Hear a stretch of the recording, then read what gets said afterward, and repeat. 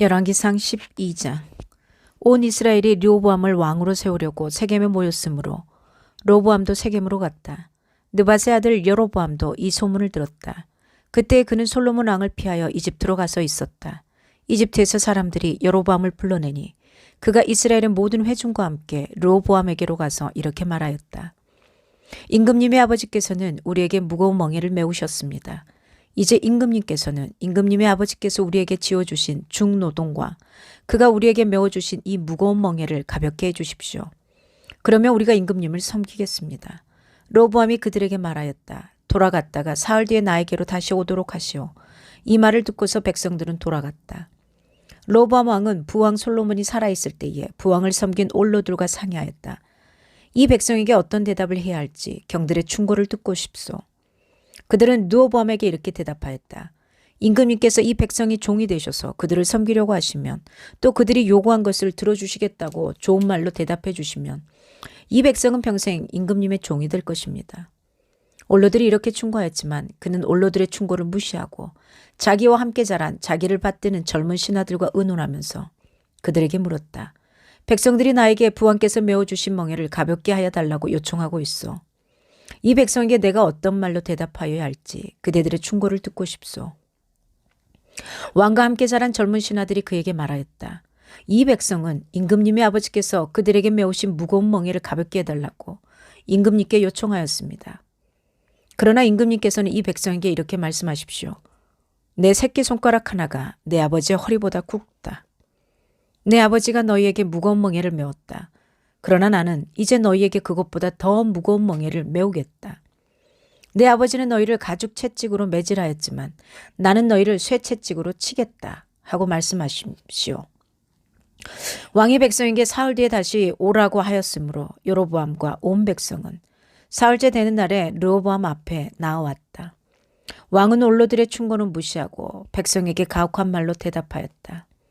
그는 젊은이들의 충고대로 백성에게 말하였다.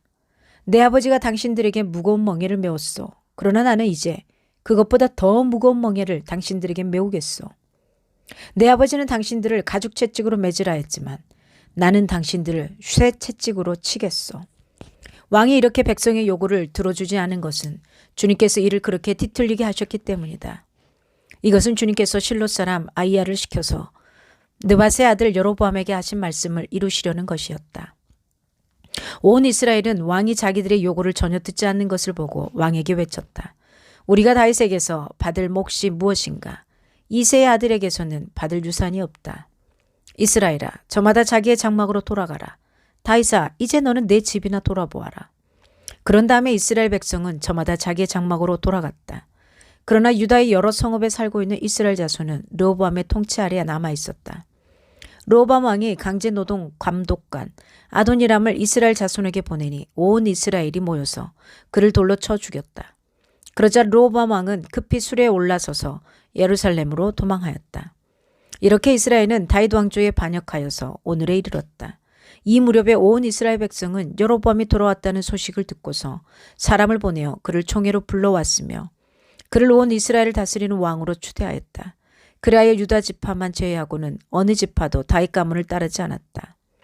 르호보암이 예루살렘에 이르러서 온 유다의 가문과 베냐민 지파의 동원령을 내려 정병 18만 명을 선발하였다. 그래서 이스라엘 가문과 싸워서 왕국을 다시 솔로몬의 아들 르호보암에게 돌리려고 하였다. 그러나 그때 하나님께서 하나님의 사람 스마야에게 말씀하셨다. 너는 유다 왕 솔로몬의 아들 르호보암과 유다와 베냐민의 모든 가문과 그 밖에 나머지 모든 백성에게 이 말을 전하여라. 나 주가 말한다. 일이 이렇게 된 것은 내가 시킨 것이다. 너희는 올라가지 말아라. 너희의 동족인 이스라엘 자손과 싸우지 말고 저마다 자기 집으로 돌아가거라. 그들은 이러한 주님의 말씀을 듣고 주님의 말씀에 순종하여 모두 귀향하였다. 여로보암이 에브라임의 산지에 있는 세겜성을 도성으로 삼고 얼마 동안 거기에서 살다가 브누엘 성을 세우고 그리로 도성을 옮겼다. 그런데 여로보암의 마음에 잘못하면 왕국이 다시 다윗 가문으로 돌아갈지도 모른다는 생각이 들었다. 이 백성이 예루살렘에 있는 주님의 성전으로 제사를 드리려고 올라갔다가 그들의 마음이 그들의 옛 주인인 유다 왕 르호보암에게로 돌아가게 되는 날이면 그들이 자기를 죽이고 유다 왕 르호보암에게 돌아갈지도 모른다는 생각이 들었다. 왕은 궁리를 한 끝에 금송아지 상 2개를 만들었다. 그리고는 백성에게 이렇게 말하였다. 예루살렘에 올라가는 일은 너희에게는 너무 번거로운 일이다. 이스라엘 백성들아, 너희를 이집트에서 구해주신 신이 여기에 계신다. 그리고 그는 금송아지 상 2개를 하나는 베델에 두고 다른 하나는 단에 두었다. 그런데 이 일은 이스라엘 안에서 죄가 되었다. 백성들은 저 멀리 단까지 가서 거기에 있는 그 한 송아지를 섬겼다.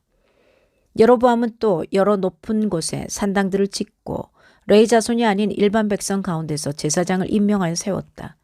여로보암은 유다에서 행하는 절기와 비슷하게 하여 8째 달 보름달을 절기로 정하고 베델에다 세운 제단에서 그가 만든 송아지들에게 제사를 드렸으며 그가 만든 베델의 산당에서 제사를 집행할 제사장들도 임명하였다. 왕은 자기 마음대로 정한 8째 달 보름날에 베델에 세운 제단에서 제사를 드렸다. 그는 이스라엘 자손이 지켜야 할 절기를 이렇게 제정하고 자기도 그 제단에 분향을 하려고 올라갔다. 아멘. 하나님의 말씀이었습니다.